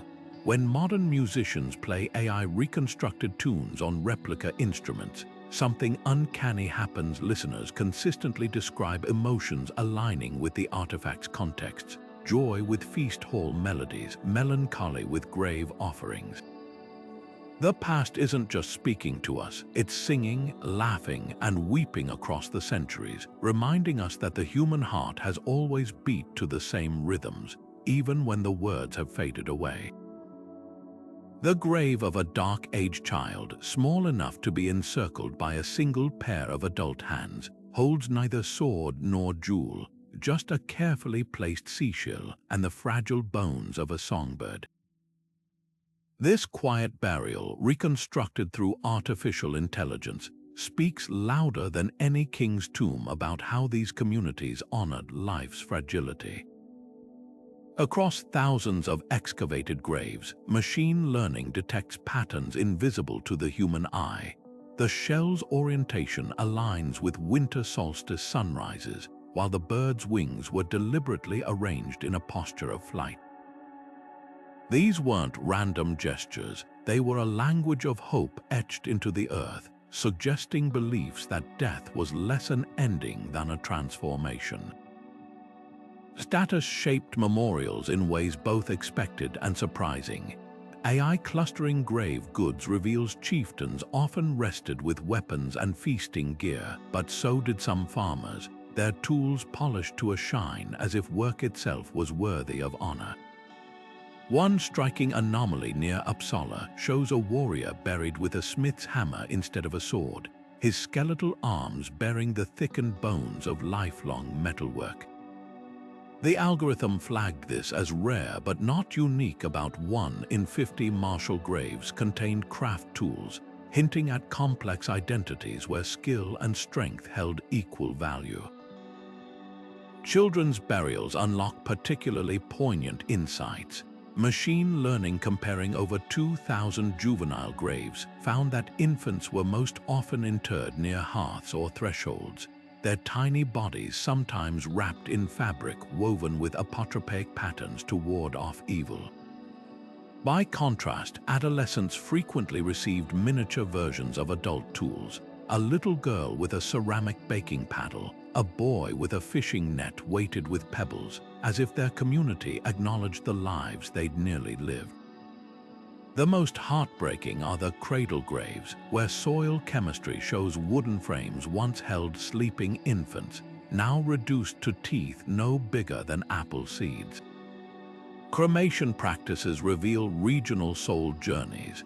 Neural networks analyzing pyre sites in Kent detect consistent temperatures around 700 degrees Celsius, hot enough to purify, but leave some bones recognizable, suggesting belief in physical continuity. Meanwhile, Norwegian fire pits show scorch patterns indicating brisk, ultra-hot burns, perhaps to speed the spirit's ascent. Some of the most fascinating finds are partial cremations, where skulls were buried intact beside charred limb bones, a practice AI links to oral traditions of the mind remaining while the body journeys onward.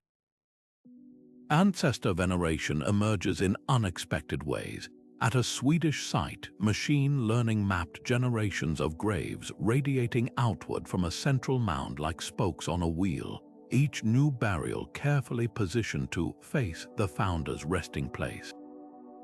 Elsewhere, soil analysis shows certain graves were reopened periodically, not to loot but to add offerings, a fresh comb beside a skull, a new cloak pin tucked near collarbones.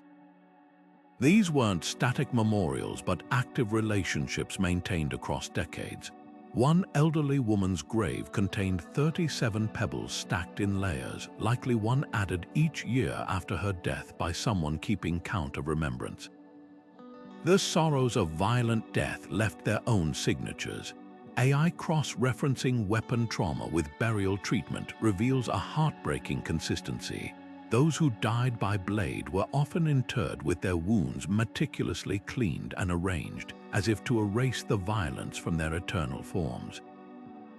A young man from Dorset shows a fatal spear wound to the ribs, yet his hands were folded peacefully over a repaired shield, his killer's spear point buried ceremonially at his feet.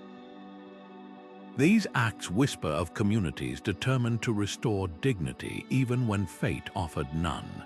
What emerges from the soil isn't just a catalogue of rituals, but a mosaic of love in its rawest forms. That seashell grave wasn't merely a symbol, it was some parent's aching attempt to equip a child for mysteries beyond their understanding. The carefully tended ancestor mounds weren't superstition, they were the equivalent of keeping a seat at the table for those who'd earned it. In reconstructing these acts, artificial intelligence does more than analyze data. It amplifies voices from the past asking the same questions we do. Where do we go, and will we be remembered? Their answers, etched in bone and earth, still resonate today.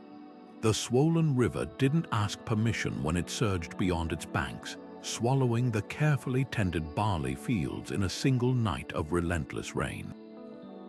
Across Dark Age Europe, villagers awoke to such brutal reminders that their survival balanced on a knife's edge between nature's generosity and its fury. Artificial intelligence now traces these climate battles in the soil itself. Alternating layers of rich harvest debris and sterile sand speak of years when the land gave freely, and others when it turned miserly without warning. At a Saxon settlement in the Thames Valley, machine learning detected a startling pattern: generations of post holes marching steadily uphill, each new home site just a little higher than the last, like breadcrumbs marking a retreat from rising waters.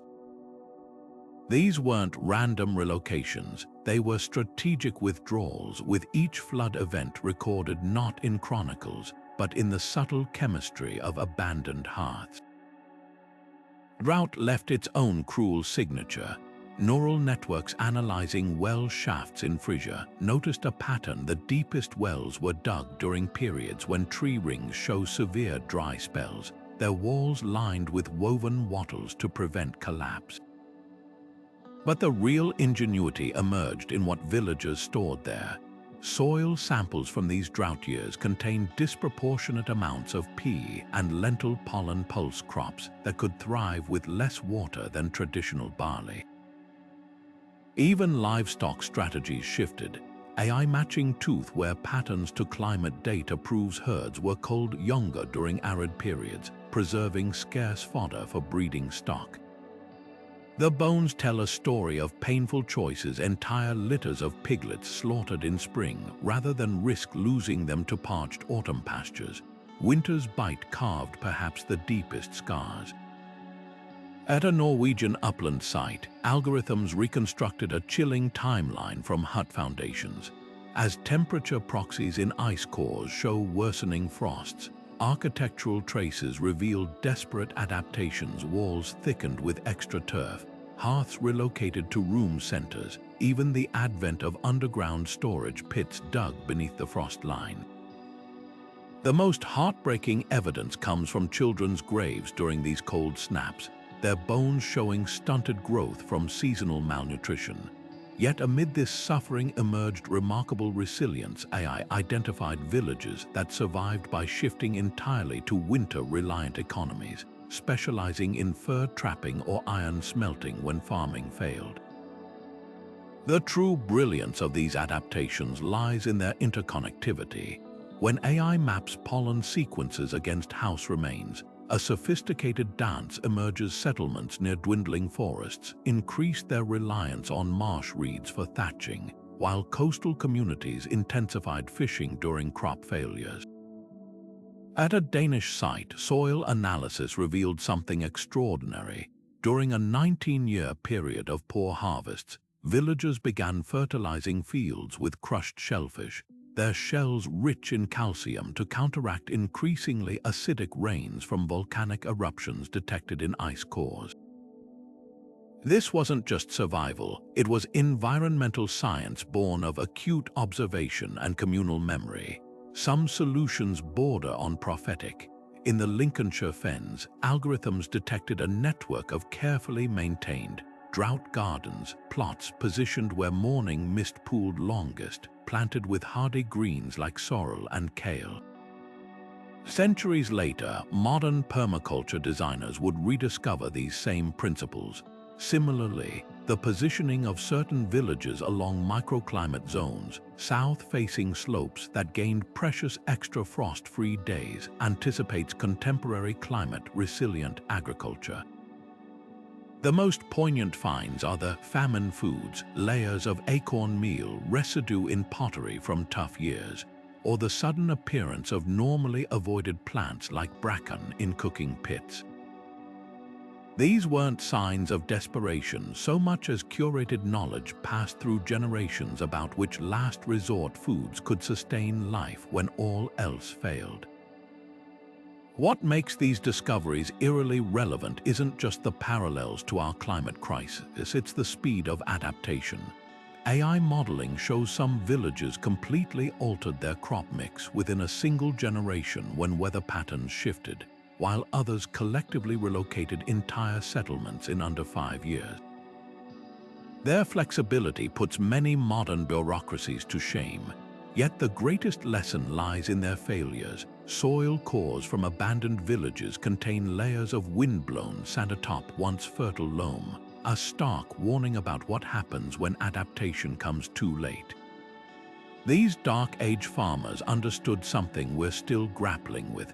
Civilization isn't a victory over nature, but an ongoing negotiation with forces far beyond our control. Their successes and failures, now readable in the earth through artificial intelligence, offer both warning and wisdom as we face our own environmental reckoning. For all its brilliance in reconstructing lost villages, artificial intelligence hits an invisible wall when confronted with the whispers of human experience, those fleeting moments too fragile to leave physical traces. We can calculate the probability that a hut's door faced east for morning light, but no algorithm can recover the laughter that once spilled through it, or the quiet tension in a craftsman's voice as he taught his daughter to carve. The emotional texture of daily life, the inside jokes shared over a grinding stone, the lullabies hummed to restless children, the unspoken grief when a harvest failed, these are the ghosts that slip through technology's grasp. Oral traditions present another frontier where archaeology falls silent. Consider the traveling storyteller whose epics held a village wrapped for nights on end. AI might reconstruct the acoustics of the hall where he performed, even predict which syllables carried best in the space, but the alchemy of his performance, the pregnant pauses, the improvised verses responding to audience gasps, the way firelight danced in his eyes, these vanish like breath on winter air. The same applies to rituals. We can map the alignment of sacrificial pits to solstice sunrises, but the collective hush that fell as the elder invoked the gods leaves no carbon signature to analyze. Even the most advanced pattern recognition stumbles before personal relationships. A grave containing two skeletons clasping hands might suggest love, but was it companionship forged through decades of shared labor, or a tragic Romeo and Juliet tale cut short by plague?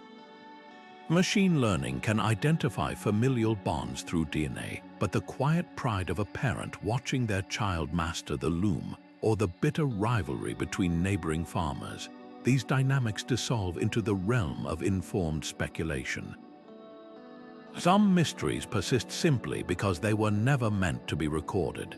The secret names parents called their children in private, the coded messages woven into seemingly innocent folk songs, even the true opinions villagers held about their chieftain, these were safeguarded in the perishable medium of trust and memory.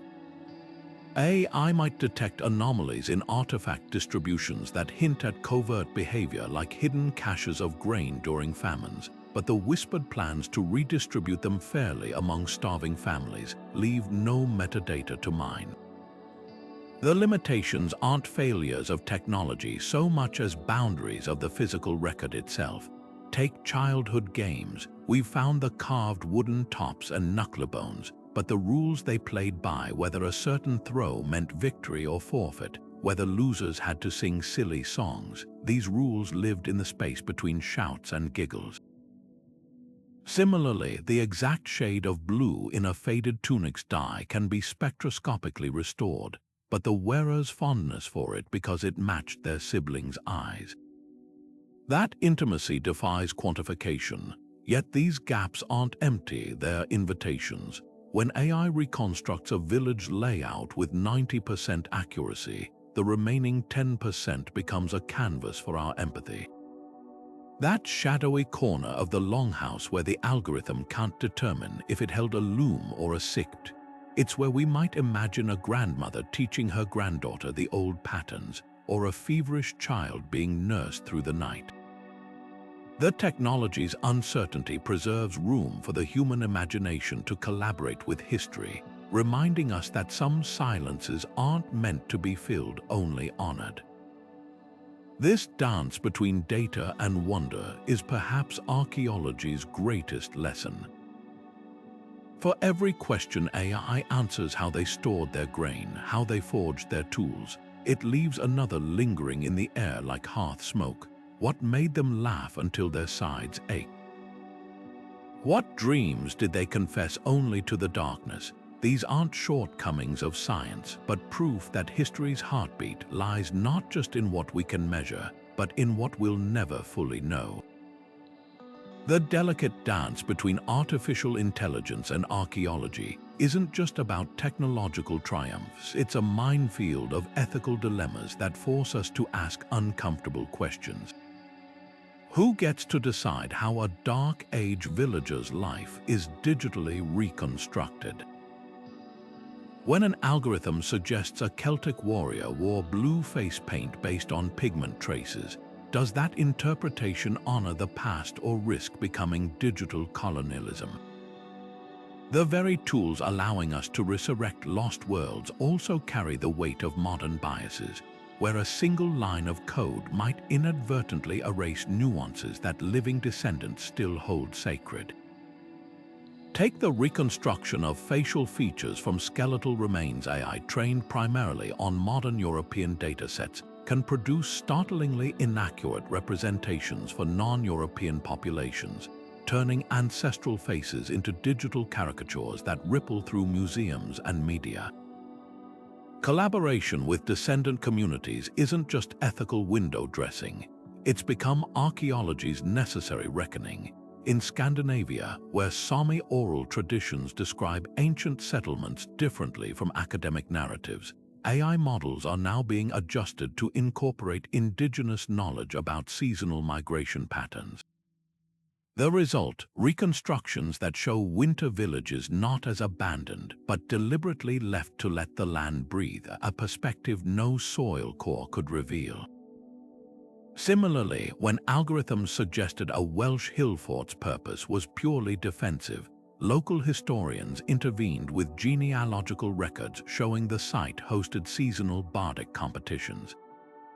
The revised digital model now includes spaces for storytelling circles, transforming a militaristic caricature into a hub of cultural exchange. The dangers of algorithmic overreach lurk in seemingly benign details. A neural network analyzing grave goods might label a child's burial with weaving tools as evidence of child labor, missing the cultural context where crafting was intergenerational bonding. Another might reconstruct a typical meal based on statistical probability, erasing the food taboos that shaped real people's diets. These aren't hypotheticals. When an early AI project visualized Viking-age clothing, it defaulted to Hollywood-inspired horned helmets until Scandinavian textile experts forced a course correction. The lesson is clear: without cultural gatekeepers, technology risks becoming a high-tech game of telephone, where each algorithmic interpretation drifts further from historical truth. Ownership of the past takes on new urgency in the age of digital replication. When a 3D printed replica of a sacred funerary earns sales on Etsy, or when a gaming company patents AI-generated, authentic, Dark Age melodies, who benefits? Indigenous groups from Ireland to New Zealand are now demanding protocols for digital artifacts, insisting that reconstructions of their ancestors' lives shouldn't become corporate intellectual property. Some breakthroughs point toward ethical solutions: blockchain systems tagging digital models with cultural attribution, or museums streaming AI reconstructions only after approval from descendant councils. The most promising projects operate like the Maori-led 3D scanning initiative, where tribal elders control access to digitized Taonga treasures, ensuring their digital afterlife aligns with spiritual values. The heart of the conflict lies in differing conceptions of time itself. Western archaeology often treats the past as a sealed chapter to be decoded, while many indigenous cultures view ancestors as active participants in the present. This collision plays out vividly in burial reconstructions, where scientists might see an opportunity to study facial morphology. A descendant community might see the digital reanimation of a soul meant to rest. Some Native American tribes now collaborate with archaeologists to train AI using only non-invasive data, avoiding sacred burial artifacts entirely, their alternative. Focusing on plant remains and soil chemistry to reconstruct daily life without disturbing the dead, an approach that's yielding surprisingly rich narratives about agricultural practices and land stewardship. Striking a balance requires acknowledging AI's blind spots alongside its brilliance. When a machine learning model suggested an Anglo-Saxon village had no musical instruments based on the lack of preserved artifacts, a folklorist pointed out that wooden flutes rarely survive centuries in acidic soil. The corrected reconstruction included music based on oral traditions and experimental archaeology, filling gaps the algorithm couldn't perceive. Other projects are pioneering uncertainty visualization, where AI renders possible variations in clothing or architecture with transparent confidence intervals, reminding viewers that every pixel involves educated guesswork. The path forward isn't about abandoning technology, but about weaving it into a larger tapestry of respect. From the Sami reindeer herders reviewing AI-generated migration maps to Welsh bards vetting digitally reconstructed lyre tunes, the most meaningful reconstructions emerge when silicon and living memory work in concert. After all, the past isn't a puzzle to be solved. It's an ongoing conversation between the departed and those who remember them. As we hand algorithms the power to shape these dialogues, we must ensure they amplify rather than override the human voices that have carried history forward long before the first line of code was written. Standing at the edge of an unexcavated field, an archaeologist taps a tablet, and suddenly, the empty landscape flickers to life with the ghostly outlines of a bustling Iron Age settlement. This isn't science fiction. It's the imminent future of archaeology, where artificial intelligence won't just reconstruct the past but predict where to find it. Emerging algorithms are now being trained to analyze satellite imagery, soil composition, and even subtle vegetation changes to pinpoint potential dig sites with uncanny accuracy. In Turkey, a neural network recently identified a previously unknown Roman road by detecting faint linear patterns in drone footage, patterns invisible to human eyes. The implications are staggering. What once took decades of painstaking survey work might soon unfold in real time, with AI cross-referencing terrain data against thousands of known sites to whisper, "Dig here." But the revolution goes beyond discovery. Imagine slipping on a lightweight VR headset and stepping into a dark age village so vivid, you can feel the crunch of straw underfoot and hear the distant clang of the blacksmith's hammer, all reconstructed from soil stains and post holes. Next-gen AI is merging with immersive tech to create time portals, where machine learning fills in architectural details while preserving the gaps where uncertainty remains. At a Scottish Hillfort trial, visitors could toggle between evidence mode, showing only verified structures, and living history mode, where algorithms populated scenes based on probability clouds, their transparency adjusting with confidence levels. This isn't just about spectacle. It's about making the past accessible to wheelchair users who will navigate reconstructed settlements, or students continents away collaborating on virtual digs. The most transformative shift, however, may be AI's role as a great democratizer. Open-source platforms are putting powerful tools in the hands of local communities, allowing indigenous groups to digitally repatriate artifacts held in distant museums. In Australia, Maori elders are training algorithms to recognize ancestral tool-making techniques in lithic scatterings, bypassing Western taxonomies that often misclassify cultural objects. Similarly, AI-powered translation tools are cracking forgotten dialects, like the recent breakthrough where a neural network decoded linear symbols by finding hidden parallels in Cretan folk songs still sung today. Yet the horizon holds even wilder possibilities. Experimental, time crystal algorithms can simulate how settlements likely evolved between archaeological snapshots, filling centuries-long gaps with dynamic models of social change. Other projects are teaching AI to read erosion patterns on artifacts like a forensic detective, estimating how many hands held a comb before it was lost, or whether a pot was shattered in anger or accident. The line between archaeology and anthropology blurs as these tools reconstruct not just objects, but the emotional textures of daily life. The laughter that echoed in a tavern, the tension in a craftsman's shoulders as he worked. Of course, with great power comes great responsibility. As AI reshapes archaeology, it must avoid becoming a bulldozer of interpretation. The most promising projects, like a current collaboration between machine learning experts and Sami reindeer herders, are fusing algorithmic precision with indigenous knowledge, ensuring reconstructions honor living memory alongside soil strata. After all, the past isn't a puzzle to be solved, but a conversation to be joined. And with AI as our newest interlocutor, we're not just uncovering history, we're learning how to listen to it. We've walked the muddy paths of a dark age village not through imagination alone, but guided by artificial intelligence's remarkable ability to listen to whispers from the soil.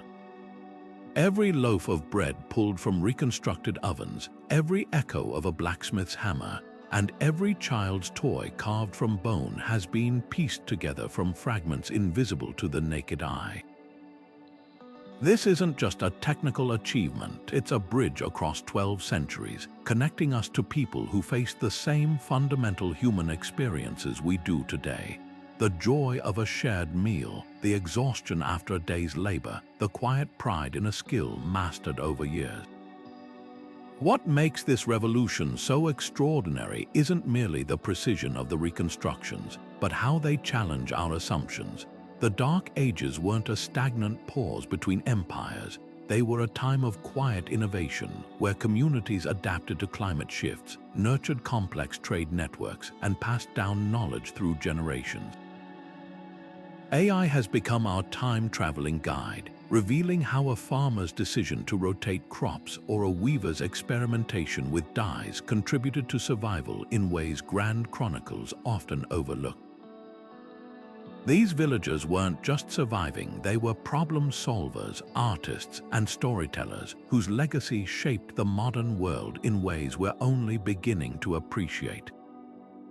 The true magic lies in the details that algorithms have resurrected.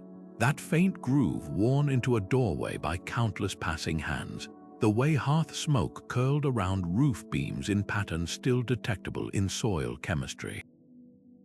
Even the imprints of paws alongside human footprints in hardened mud, reminding us that pets shared these homes just as they do today.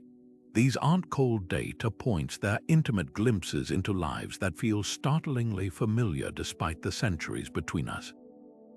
When you realize the same constellations shone over their thatched roofs as they do over our cities tonight, the past stops being abstract and becomes visceral, immediate.